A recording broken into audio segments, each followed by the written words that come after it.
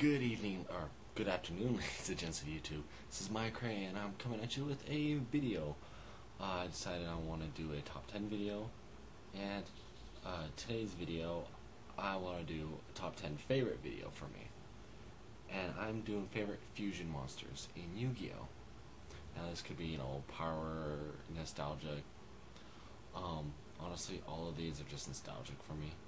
So, I hope you guys enjoy it, and it looks like we might have a little visitor coming in the video. Well, come on. No? Okay, my little kitty. But okay, anyway, I'll start off with 10. Black Skull Dragon. So, when I was growing up watching Yu-Gi-Oh!, I remember Yu-Gi-Oh!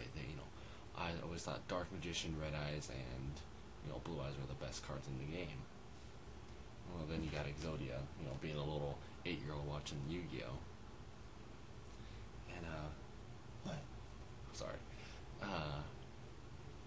But then, the first time they actually showed, like, a really powerful fusion monster in the game, in the show, was Black Skull Dragon. I was like, whoa, that's just like, it was standing toe to toe with Gate Guardian, I believe.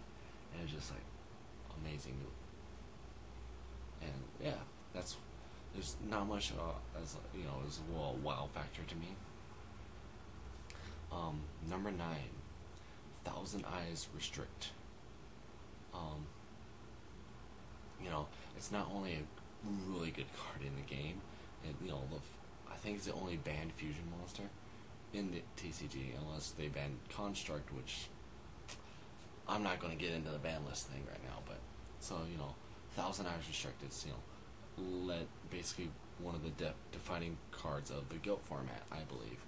And seeing Pegasus use it in the show going up against Yugi is just, you thought Yugi was screwed until you pull something out of his ass as usual, But yeah, there's another nostalgic card for me. Number 8.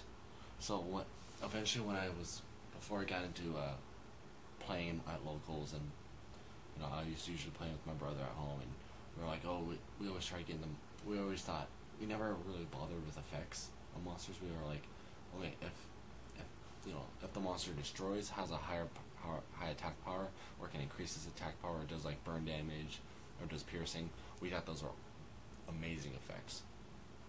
And so number 8, then we're always trying to get the most powerful monsters. He was focusing on Gate Guardian. I wanted to get a bunch of powerful fusion monsters, and with me liking Blue Eyes and stuff like that, I learned of Cyber End Dragon. And I was like, that is so cool. And so, 4,000 beater takes, he's like a mechanical version of Blue Eyes Ultimate, but a little weaker, has piercing. I'm like, that is so cool. So, yeah. Number 7 is Reaper on the Nightmare, because out of Fusion, Synchros, and XYZs, Fusions are my favorite. And when I was trying to go for, make a deck all based on fusion summoning, I always try including Reaper on the Nightmare. I love, because it's 2 little weak monsters, and he becomes a weak monster, but, he cannot be destroyed, or, he basically combine the effects of Spirit Reaper and Nightmare Horse, and just, he attack directly, he can't be destroyed by battle, and all that stuff. I liked him. I never got to summon him in a game, because I had Nightmare Horse, I had him, I had the Polymerization. I just did not have the Spirit Reaper until I started getting into the game more, and yeah. Number 6, Master of Oz. So, like I said before with the Cyber End Dragon, my brother and I were trying to get the very powerful ones, and a 4,200 attack point normal monster. I thought that was awesome. I had, one Christmas, I already had, the Death Kangaroo, I think it was. But, my cat's attacking the curtains. But I had a Death Kangaroo, and I opened up Master of Oz in a booster pack from a tin can I got for Christmas. Well, my brother had the big koala, and I kept like, hey, trade it to me, trade it to me, trade it to me. He's like, no, I don't want to use Master of Oz against me. But eventually I got the Master of Oz, and I have all the things for it. Master of Oz is still in my collection. Number 5. Now here's another nostalgic card, is Blue Eyes Ultimate Dragon. beginning this, throughout the Yu-Gi-Oh series, you're like, oh, Blue Eyes, that's awesome, it's powerful. And then you're like, see Kabe's like, I'm gonna fuse them together and make this mind blowing. So, and also, that was another card I was shooting for when I was doing get all the big, huge fusion monsters. Okay. And after that was another card I really like was Dragon Master Knight. You see Yugi's, his biggest card was basically, the only card he had bigger than the Dark Magician was Blackluster Soldier, and then you see Kaiba with Blue Eyes Ultimate Dragon. They're coming together to face this, 5,000 beat stick of a 5-headed dragon, and you're like, how are they going to get over this? And you got Dragon Master Knight, and you're like, oh, that is cool. It's Blackluster Soldier riding Blue Eyes Ultimate. You can't get cooler than that. Number 3, this card has not come out in the TCG yet, but the reason why it's on it is because it's actually a card for a deck I play. Infernoid Tiara. I honestly like, because I've been playing Infernoid since they released them in here in America, and my cat, I'm sorry, he's too cute, attacking curtains. But Infernoid Tiara, because I've always liked fusion monsters, big boss monsters. I feel like when a big, huge fusion monster hits the board, it's game over. I always try thinking. But with Infernoid Tiara, that his effect applies so much pressure. I wouldn't use it up against a deck like, Burning Abyss or Shadal's. It would be more something I'd use against, like Taller Knights or something that uses hand traps or crap like that.